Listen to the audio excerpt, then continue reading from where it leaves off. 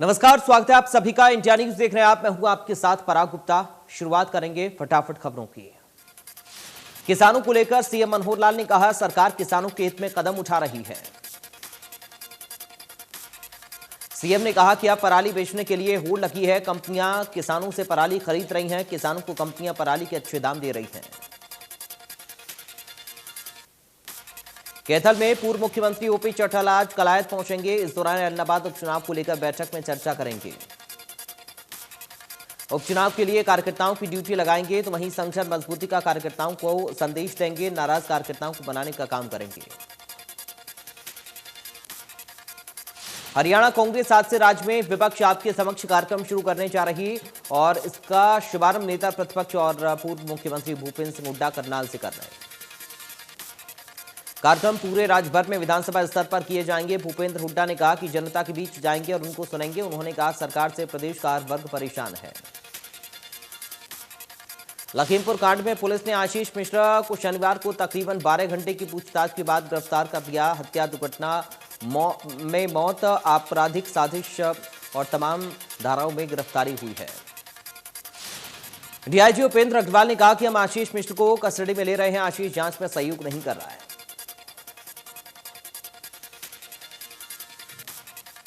लखीमपुर कांड में police custody को लेकर आशीष मिश्र की अगली सुनवाई सोमवार को होगी।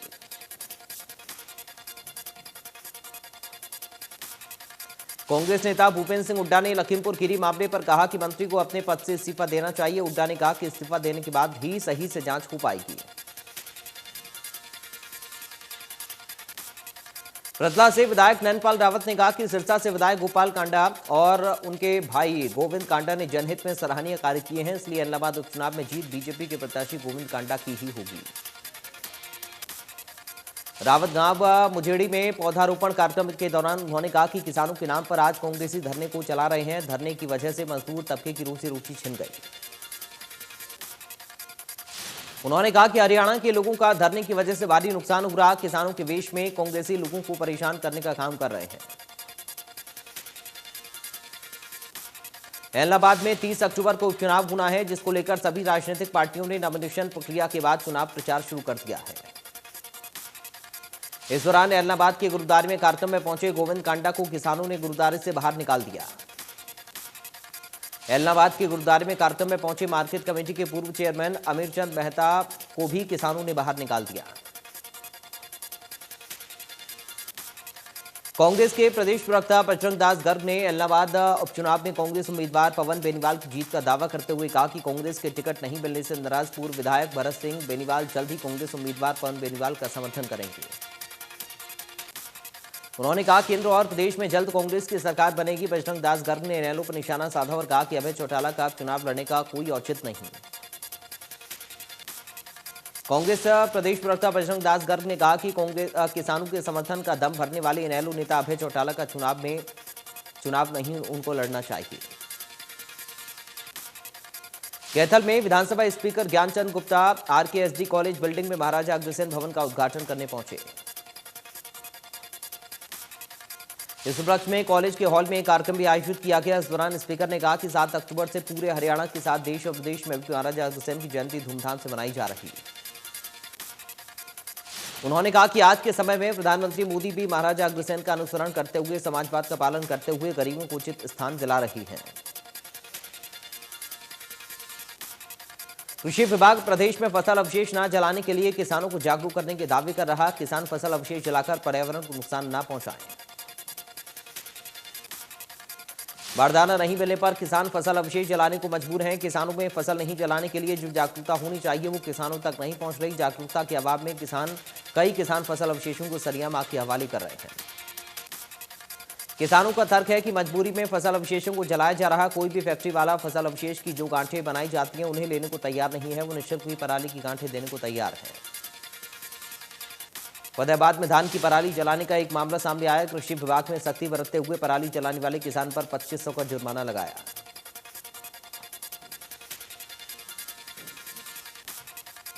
फरीदाबाद के पेरू में चल रही जूनियर वर्ल्ड चैंपियनशिप प्रतियोगिता में भारत ने गोल्ड जीता। शूटिंग में 50 मीटर गोल्ड, सिल्वर और ब्रॉन्ज तीनों मेडल भारत के नाम। गुआना पहुंचने पर पहलवान अंशु मलिक का जोरदार स्वागत किया गया। बोली, देश के लिए सिल्वर मेडल जीतने में खुशी, भविष्य में गोल्ड मेडल जीतना टारगेट रहेगा।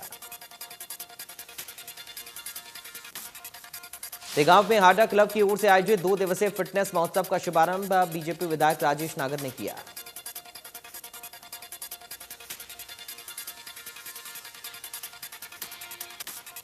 बीजेपी विधायक राजेश नागर ने बताया कि इस महोत्सव का मुख्य उद्देश्य युवाओं को पढ़ाई के साथ साथ खेलों की ओर अग्रसर करना है, आने वाले समय में देश का नाम विदेशों में भी रोशन कर सकें। प्रधानमंत्री नरेंद्र मोदी ने शनिवार को देश के दूर दराज इलाकों में एंटी कोविड-19 वैक्सीन कैंपेन में शामिल स्वास्थ्य कर्मियों की सराहना करते हुए उन्हें सलाम किया। विश्व का सबसे बड़ा और सबसे तेज टीकाकरण अभियान इन स्वास्थ्य कर्मियों के परिश्रम के कारण ही आज सफलतापूर्वक आगे बढ़ रहा है, जो दुर्गम क्षेत्रों में भी बड़ा जोखिम उठाकर टीका लगाने जा रहे हैं। शारदीय नवरात्र के चौथे दिन आज नवदुर्गा के 5वें स्वरूप स्कंद माता की पूजा होती है। कार्तिकेय की माता होने के कारण इनको स्कंद माता कहा जाता है। पीएम मोदी ने ट्वीट कर कहा कि मेरी प्रार्थना है कि मां स्कंद माता अपने भक्तों को सभी कठिनाइयों से पार पाने की शक्ति प्रदान करें। रतला के गांव हीरापुर के शहीद जय भगवान राजकीय मिडिल पाठशाला में किया शहीद जय भगवान शर्मा की मूर्ति का अनावरण। कार्यक्रम के दौरान कैबिनेट मंत्री मूलचंद शर्मा, पृथला विधानसभा से विधायक नैनपाल रावत रहे मौजूद। ग्रामीणों ने किया परिवहन मंत्री समेत सभी नेताओं का स्वागत। परिवहन मंत्री मूलचंद शर्मा ने कहा कि बीजेपी की सरकार ने सदैव जवानों और शहीदों का सम्मान किया है और साथ ही किसानों को भी बीजेपी सरकार में पूरा सम्मान दिया गया है। उन्होंने कहा कि आज जो किसान हैं वो अपने खेतों में लगे हुए हैं। कुछ राजनीतिक दल के लोग हैं जो किसान बनकर धरने पर बैठे हुए हैं। किसान को तो अपने काम से ही फुर्सत नहीं है।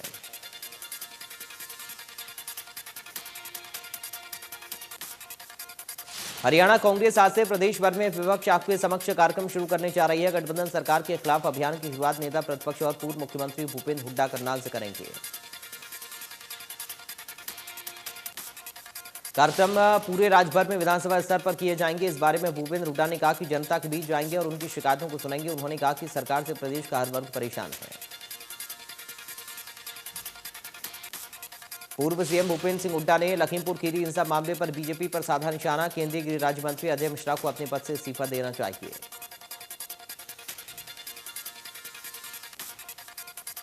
भिवानी जिला एवं सत्र न्यायाधीश रमेश चंद्र डिमरी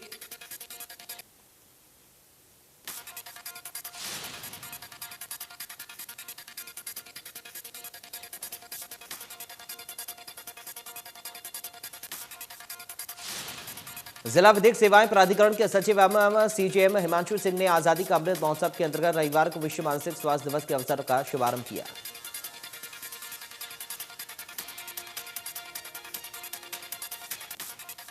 प्राधिकरण के सचिव ने बताया कि भिवानी के प्रयास मंदबुद्धि शिक्षण संस्थान में 20 बच्चे, आस्था स्पेशल स्कूल 60 बच्चे, आदर्श शिक्षण संस्थान 106 बच्चे, जिला जेल के 55 बंदियों का मेडिकल चेकअप करवाकर सरकार की तरफ से सुविधाओं के प्रति जागरूक किया गया। फतेहाबाद में पिछड़ा वर्ग कल्याण महासभा हरियाणा की ओर रविवार को लघु सचिवालय के बाद पार्क में 5 दिवसीय धरना प्रदर्शन शुरू किया गया। लोगों ने धरने के दौरान सरकार के खिलाफ नारेबाजी की। लोगों ने 2021-2022 की जनगणना में ओबीसी की जातीय जनगणना और इसके अलावा पंचायती राज स्थानीय निकायों व विधायक चुनाव में पिछड़ा वर्ग का 27% आरक्षण करने की मांग की। रतला से विधायक एवं हरियाणा में वेयर हाउस के चेयरमैन नैनपाल रावत किसान आंदोलन पर बोले, पहले कोरोना की वजह से और अब किसान आंदोलन की वजह से आमजन का भारी नुकसान हो रहा है। यमुनानगर के सूर्यकुंड मंदिर में चल रहे श्री महाचंडी महायज्ञ के लिए पूरे देश से विद्वान संत भाग ले रहे। मंदिर में जहां सुबह शाम यज्ञ हो रहा तो वहीं पूरे नवरात्रि जारी रहेगा। शाम को होने वाली आरती आकर्षण का केंद्र बन रही है। यमुनानगर के विधायक घनश्याम दास अरोड़ा समेत भारी संख्या में श्रद्धालु इस अवसर पर शामिल हुए। संत गुण प्रकाश चैतन्य जी महाराज ने बताया कि काशी के विश्व प्रसिद्ध आरती प्रतिदिन शाम को 5:30 बजे आयोजित की जा रही। विधायक घनश्याम दास अरोड़ा ने कहा कि इस जगह आकर मन को शांति मिलती है। फरीदाबाद में पेरू में चल रही जूनियर वर्ल्ड चैंपियनशिप प्रतियोगिता में शिवा नरवाल ने भारत को दिलाया गोल्ड। शूटिंग में 50 मीटर गोल्ड।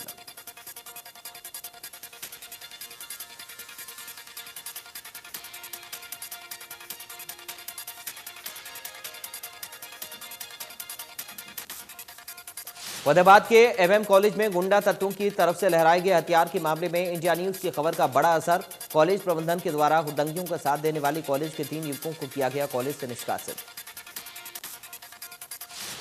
शुक्रवार को एमएम कॉलेज में अप्रत्यक्ष चुनाव को लेकर कॉलेज के एक गुट की तरफ से लहराए गए थे हथियार। इसका वीडियो भी वायरल हुआ था। कॉलेज प्रबंधन की तरफ से पुलिस को भी मामले की शिकायत दी गई थी।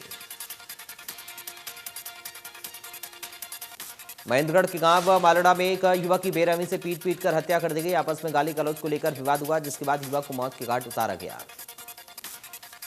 मृतक के परिजनों ने बताया कि उनका बेटा किसी कार्य से महेंद्रगढ़ गया हुआ था। जब वो वापस गांव आ रहा था तब उसको नहर के पास बदमाशों ने रोक लिया, उसके साथ मारपीट की। युवक की मारपीट का वीडियो वायरल हो रहा है। जांच अधिकारी रविंद्र कुमार ने मामला दर्ज कर जांच शुरू कर दी।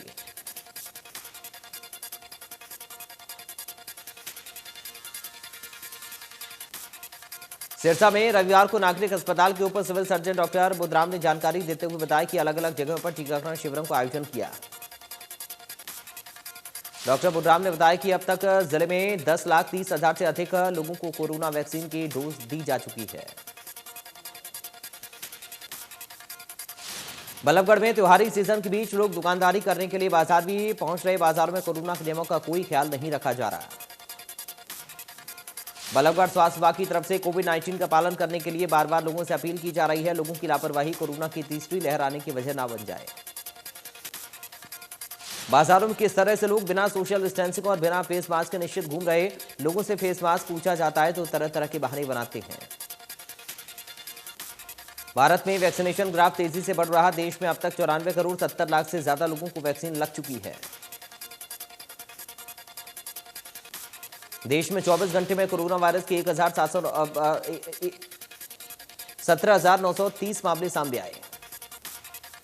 महाराष्ट्र में पिछले 24 घंटे में 2,486 नए केस मिले। एक दिन में 44 मरीजों की मौत। दिल्ली में 24 घंटे में 30 नए केस। एक दिन में 52 मरीज रिकवर हुए। अब भी 377 केस एक्टिव। प्रदेश में कम हो रहा कोरोना। 24 घंटे में कोरोना के 9 नए केस मिले। एक दिन में 7 मरीज रिकवर हुए। प्रदेश में एक्टिव केस 281। पलवल के कैंप थाना क्षेत्र में नाबालिग लड़की के साथ दुष्कर्म का मामला सामने आया। विरोध करने पर आरोपी ने पीड़ित लड़की के माता पिता को जान से मारने की धमकी देकर मौके से फरार हो गया। पुलिस ने मां की शिकायत पर नामजद आरोपी के खिलाफ मामला दर्ज कर जांच शुरू कर दी है। गुरुग्राम में नियमों को ताक पर रखकर बन रहे रक्षक प्लाजा को लेकर बिजली विभाग और नगर निगम ने एक्शन लिया। नगर निगम ने रक्षक प्लाजा के मालिक के खिलाफ सेक्टर 5 थाने में केस दर्ज कराया। अंबाला में त्योहारों के चलते बाजार में गलत पार्किंग करने वालों पर अंबाला पुलिस ने बड़ी कार्रवाई की। कार्रवाई के दौरान दुपहिया और चौपहिया वाहनों को क्रेन की सहायता से पुलिस ने उठा लिया। पुलिस ने दुकानदारों को डिवाइडर के साथ वाहन न खड़ा करने की चेतावनी दी। पुलिस का यह कहना है कि गलत तरीके से खड़े वाहनों के कारण बाजारों में पैदल चलने वाले लोगों को काफी मुश्किल होती है। पुलिस की इस कार्रवाई से कुछ दुकानदार नाराज हुए और कुछ काफी खुश भी नजर आए और पुलिस ने लगातार ये कार्रवाई जारी रहेगी इस तरह की बात भी कही है। नीलोकोरी में एक युवक ने पूरे परिवार की हत्या की। घरवालों से की शिकायत तो लड़के ने तेज रफ्तार कार से घर के बाहर खड़े पूरे परिवार पर कार चढ़ा दी।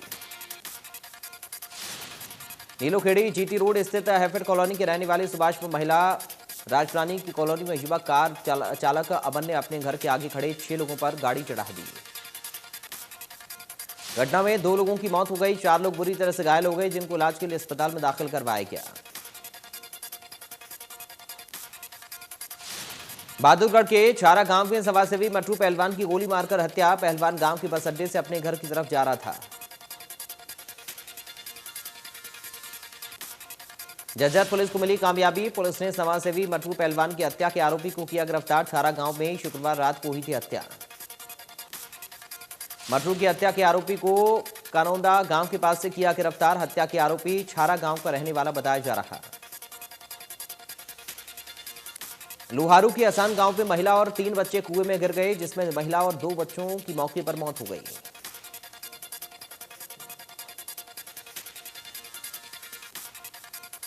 परिजनों की शिकायत पर पति और समेत 5 के खिलाफ हत्या का केस दर्ज। शवों को पोस्टमार्टम के लिए भेजकर जांच में जुटी पुलिस। सोना के जकोपुर के समीप लग रहे मोबाइल टावर पर सुपरवाइजर की लापरवाही के कारण बिजली का करंट लगने से एक मजदूर की मौत हो गई और दूसरा झुलस गया। अंबाला पुलिस ने नशे की तस्करी करने वालों पर शिकंजा कसा। पुलिस ने गुप्त सूचना के आधार पर कार्रवाई करते हुए अंबाला पुलिस ने नाकेबंदी कर एक नशा तस्करों को गिरफ्तार किया। पुलिस ने आरोपियों से लगभग 5 लाख की हेरोइन बरामद की। गिरफ्तार की गई महिला आरोपी समेत एक युवक आरोपी को पुलिस ने जेल भेज दिया। पलवल में कैंट थाना क्षेत्र में नाबालिग लड़की को अगवा कर दुष्कर्म का मामला सामने आया। विरोध करने पर आरोपी पीड़िता लड़की के माता पिता को जान से मारने की धमकी देकर मौके से फरार हो गए। पुलिस ने लड़की की मां की शिकायत पर नामजद आरोपी के खिलाफ मामला दर्ज कर जांच शुरू कर दी है। डीजल और पेट्रोल के दाम पिछले एक सप्ताह से लगातार बढ़ रहे, जिससे फरीदाबाद में लोगों को काफी परेशानी हो रही है। पेट्रोल पंप पर पहुंच रहे लोगों का ये कहना है कि उनकी मजबूरी है कि उन्हें डीजल पेट्रोल लेना पड़ेगा, लेकिन जिस तरह से लगातार दाम बढ़ रहे हैं इसका असर बाकी अन्य चीजों पर भी पड़ रहा है। सरकारी तेल कंपनियों की ओर लगातार पेट्रोल डीजल के दामों में बढ़ोतरी की जा रही। डीजल के दाम में 35 पैसे तो वहीं पेट्रोल के दाम में 30 पैसे तक इजाफा किया गया। दिल्ली में पेट्रोल की कीमत 104 रुपये 14 पैसे, डीजल की कीमत 92 रुपये 82 पैसे प्रति लीटर है। मुंबई में पेट्रोल की कीमत 110 रुपये 12 पैसे, डीजल की कीमत 100 रुपये 66 पैसे पर लीटर। कोलकाता में पेट्रोल की कीमत 104 रुपये 80 पैसे, डीजल की कीमत 95 रुपये 93 पैसे प्रति लीटर, तो वहीं चेन्नई में पेट्रोल की कीमत 101 रुपये 53 पैसे प्रति लीटर तक पहुंच गई है। जम्मू कश्मीर में अल्पसंख्यकों पर आतंकी हमले के मामले में एक सप्ताह में 5 नागरिकों की हत्या की वारदात सामने आने के बाद घाटी में कार्रवाई तेज कर दी गई। पूरे कश्मीर में 570 लोगों को हिरासत में लिया गया। जम्मू कश्मीर के एलजी मनोज सिन्हा ने गृह मंत्री अमित शाह के साथ मुलाकात की, तो वहीं गृह मंत्रालय ने देश की सुरक्षा एजेंसी के टॉप एक्सपर्ट को कश्मीर भेज दिया है। आर्यन खान ड्रग्स केस में अरबाज मर्चेंट के सप्लायर को एनसीबी ने गिरफ्तार कर लिया। इस मामले में ये 19वीं गिरफ्तारी है, तो वहीं शाहरुख खान के ड्राइवर से एनसीबी ने 12 घंटे पूछताछ की। एनसीबी को आर्यन खान ड्रग मामले में बड़ी सफलता हाथ लगी। अरबाज मर्चेंट के सप्लायर को एनसीबी ने गिरफ्तार किया है। और कर्नाटक के गुलबर्ग में आज सुबह 6 बजे भूकंप के झटके महसूस किए गए। नेशनल सेंटर फॉर सिस्मोलॉजी के मुताबिक भूकंप की तीव्रता 3.4 मापी गई। इसके पहले अरुणाचल प्रदेश के ईटानगर के पास 3.6 तीव्रता के भूकंप के झटके महसूस किए गए।